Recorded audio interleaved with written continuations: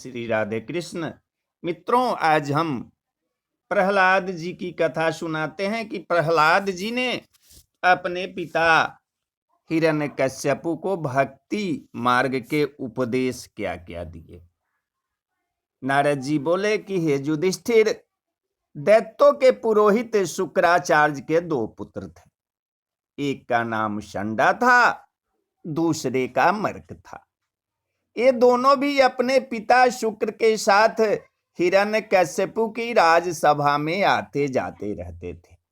इससे प्रहलाद की शिक्षा दीक्षा का भार इन्हीं पर सौंपा गया था और वे प्रहलाद को अपनी पाठशाला में पढ़ाया करते थे, जहां दैत्यों के अन्य सभी बालक विद्या पढ़ने जाते थे।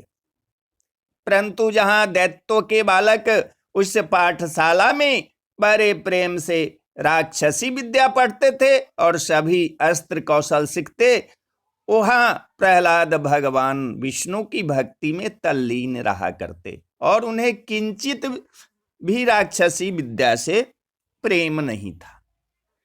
प्रहलाद भगवान की भक्ति में उन्मत्त हो कभी रोते, कभी हंसते और कभी पागलों का सा प्रलाप कर उनका यशोगान करते। जब उनके इस आचरण का पता उनके पिता हिरण्यकश्यपु को चला तो उनसे वह विरोध मानने लगे। जब नारद जी ने इतना कहा तब राजा युधिष्ठिर ने पूछा कि हे महात्मन, यह तो बड़ा आश्चर्य है कि ऐसे महात्मा और प्रतापी पुत्र से हिरण्यकश्यपु ने बैर माना। हे देवर्षि, पिता को अपने पुत्र से जितना प्रेम होता है उतना और किसी वस्तु से नहीं होता। पिता उसे समझाने के लिए भले ही कुछ कभी बुरा भला कहे, किंतु हार्दिक शत्रुता नहीं मानता। अतः यह सब विपरीत भाव कैसे हो गया, वह आप मुझे सुनाइए। नारद जी ने कहा कि हे राजन, सुनो। हिरण्यकश्यपु दैत्य था और प्रहलाद देवता। इसी से पिता पुत्र में विग्रह उपस्थित हो गया। हिरण्यकश्यपु ने प्रहलाद को समझाया अवश्य, किंतु उसके विचारों से वे कदापि सहमत न हुए। एक दिन हिरण्यकश्यपु ने अपने पुत्र प्रहलाद को गोद में बैठाकर बहुत कुछ समझाया बुझाया और पूछा कि तुम्हें क्या अच्छा जान पड़ता है। इस पर प्रहलाद ने कहा कि मुझे एकांतवास और कहीं वन में जाकर तप करने से अधिक अच्छा और कुछ नहीं जान पड़ता। संसार मिथ्या है, केवल एक भगवान विष्णु ही मुझे प्रिय है और कोई नहीं।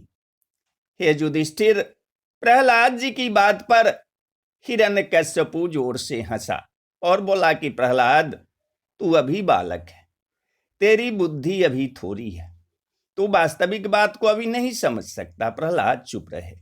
दैत्यराज ने अपनी सभा के एक सदस्य को बुलाकर प्रहलाद को समझाने की आज्ञा दी तथा और भी कई ब्राह्मणों को उन्हें समझाने का संकेत दिया।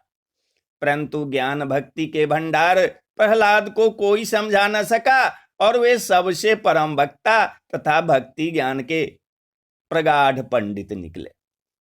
इस पर ब्राह्मणों और दैत्यराज के सभासदों को जो खेद हुआ उसे उन्होंने हिरण्यकश्यपु से जाकर कह सुनाया। उसे सुन हिरण्यकश्यपु ने प्रहलाद को बुलाकर कहा कि हे पुत्र, अब तक तुम्हारे गुरुजी ने तुम्हें जो पढ़ाया है वह मुझे सुनाओ। प्रहलाद ने कहा कि हे पिताजी, अब तक मैंने जो कुछ पढ़ा है उसे तो मैं क्या कहूं, किंतु भगवान विष्णु की भक्ति करने के 9 मार्ग है, उसे सुनिए। यथा विष्णु भक्ति से संबंधित 1 श्रवण, दूसरा कीर्तन, तीसरा स्मरण, चौथा सेवा, 5वां पूजा, 6ठा समर्पण, 7वां श्रद्धा, 8वां विश्वास और 9वां रक्षा। मैं इन्हीं बातों को अच्छी तरह जानता हूं। ये युधिष्ठिर, पुत्र के मुख से ऐसी बातें सुनकर हिरण्यकश्यपु के क्रोध का अंत न रहा। उसके ओठ कांपने लगे। उसने प्रहलाद से तो कुछ न कहा, किंतु सामने बैठे महर्षि शुक्र के शिष्यों को उसने बहुत डांटा कि अरे नीच ब्राह्मणों, तुमने इसको क्या पढ़ाया है? क्या तुम्हें मेरा भय नहीं जान पड़ा? तुम सबसे बड़े असाधु हो जो शत्रु पक्ष की बात मेरे बच्चे को निरर्थक ही पढ़ा दिया। अच्छा, मैं तुम सबको देखूंगा। हे भरत श्रेष्ठ युधिष्ठिर, जब हिरण्यकश्यपु ने ऐसा कहा तब शुक्र जी का पुत्र बोला कि हे इंद्र शत्रु, यह आपका पुत्र प्रहलाद जो कुछ कह रहा है वह हम सब ने नहीं सिखाया है, किंतु इसकी बुद्धि स्वभावतः ही ऐसी है। हे धर्मराज, तब हिरण्यकश्यपु ने प्रहलाद से कहा कि प्रहलाद, सच सच बोल, यह दुष्ट बुद्धि तुमने कहाँ सीखी है? किसने तुझे ऐसा मंत्र बतलाया है? इस पर प्रहलाद ने कहा कि पिताजी, आप इन बातों में क्यों पड़ते हैं? इससे तो जीव को कभी शांति नहीं मिल सकती। इंद्रियों को बस में कर आवागमन से मुक्त होना चाहिए। विषयी कभी विष्णु भक्त नहीं हो सकता। हे तात, बाह्य विषयों को परमार्थ का बोधक कहने वाले और सुनने वाले गुरु और चेले दोनों ही अंधा अंधे के समान खाई में गिर पड़ते हैं।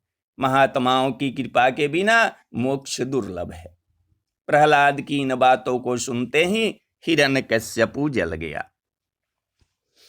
और उसे अपनी गोदी से नीचे पटक कर राक्षसों से कहा कि इसे मेरी आंखों से दूर ले जाकर मार डालो, क्योंकि यह मारने ही योग्य है। अरे, यह अपने सुहृदों को छोड़कर अपने चाचा के मारने वाले विष्णु के चरणों की पूजा करता है, अतः मेरे भाई का घातक विष्णु यही है। ऐसा विचार कर इसे शीघ्र मारो।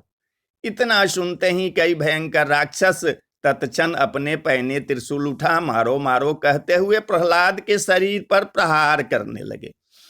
परंतु प्रहलाद तो भगवान की बाकी छटा में तन्मय हो रहे थे। राक्षसों के प्रहार व्यर्थ हुए। हे धर्मनंदन, यह देख हिरण्यकश्यपु को और भी संदेह हुआ। उसने उनके वध के कई उपाय निकाले। हाथी के पैर तले कुचलवाया, विषधर सर्पों से कटवाया, मारन का पुरस्चरण करवाया, पर्वत की चोटी से नीचे पटकवाया, नाना प्रकार की वध करने वाली माया का प्रयोग किया।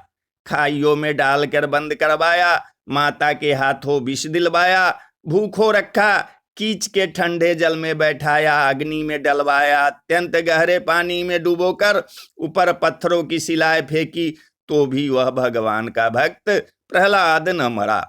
इससे हिरण्यकश्यपु को और चिंता हुई कि यह मरा नहीं और अपने प्रभाव से बच गया। यह पुत्र होकर बड़ा होने पर मुझसे शत्रुता भूलेगा नहीं, तथा जान पड़ता है कि यह अमर है और इसके ही विरोध से मेरी मृत्यु होगी। ऐसा मन ही मन सोचते हुए हिरण्यकश्यपु नीची गर्दन किए चिंता की सागर की लहरों में डूबरे और उतराने लगे। तब उसे दुखी देख संडामर्क बोले कि महाराज, आप इस छोटी सी बात की क्या चिंता करते हैं? प्रहलाद अभी बालक है। बालकों की बातों में गुण और दोष नहीं देखा जाता।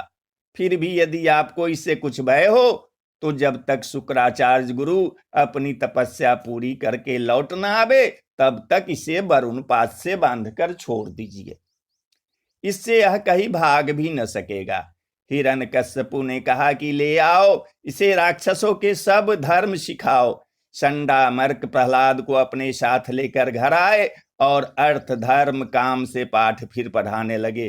पर कहाँ की बात, एक दिन गुरुजी कुछ काम काज में लगे थे कि चटशाला के विश्राम काल में प्रहलाद ने सब बालकों को अपने पास बुलाकर कहा कि हे भाई, तुम सब बैठ जाओ और मैं जो कुछ कहता हूं उसे ध्यान से सुनो। सब बालक प्रहलाद के पास आ बैठे और उन्होंने अपनी वही सब ज्ञान ध्यान की बात कहना आरंभ कर दिया।